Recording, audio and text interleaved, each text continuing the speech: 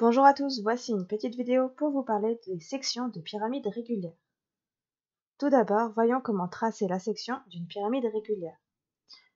Pour cela, le mot important, c'est le mot parallèle. En effet, la section que l'on va travailler, ce sont les sections parallèles à la base d'une pyramide. Donc ici, on va essayer de dessiner la section de la pyramide ABCDE, passant par F et parallèle à la base de la pyramide. Pour cela, nous allons donc faire une droite parallèle à AB passant par le point F. On va appeler G son point d'intersection avec E et A. On n'est pas obligé de nommer les différents sommets de la section, mais c'est plus facile ici pour la vidéo pour que vous compreniez ce que l'on fait. On va ensuite faire une droite parallèle à BC qui passe par F. Et en fait, on va faire seulement le segment qui est sur la face EBC.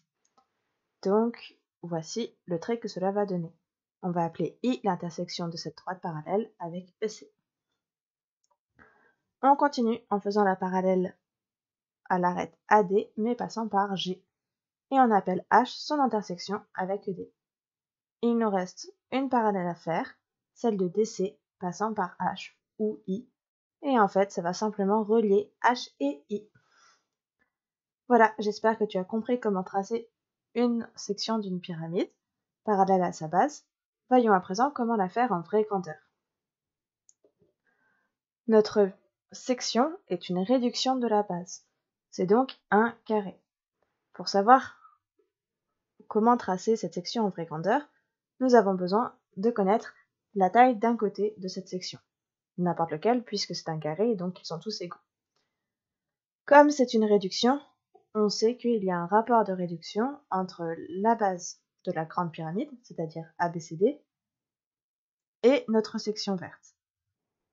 Et donc, on va avoir besoin de calculer le rapport de réduction. Le rapport de réduction est égal à EF divisé par EB. En effet, EF est une réduction du segment EB. Donc pour trouver le rapport de réduction, il suffit de faire une nouvelle mesure, donc une mesure de la réduction, divisée par une ancienne mesure, c'est-à-dire une mesure de notre figure initiale. EF mesure 3 cm et EB mesure 5 cm. Donc finalement, le rapport de réduction est égal à 0,6. Maintenant que je connais le rapport de réduction, je vais pouvoir calculer la mesure de GF en faisant la mesure de AB fois le rapport de réduction. Et oui, puisque GF est une réduction de AB. AB mesure 4 cm, donc GF est égal à 4 cm fois 0,6. 4 fois 0,6, cela me fait 2,4 cm. Je sais donc que ma section est un carré de côté 2,4 cm. Donc il me suffit, pour la faire en vraie grandeur, de dessiner un carré de 2,4 cm. Je peux remettre les sommets que j'avais mis un peu plus haut. J'espère que tu as tout compris, n'hésite pas à revoir la vidéo si besoin, et à bientôt en classe.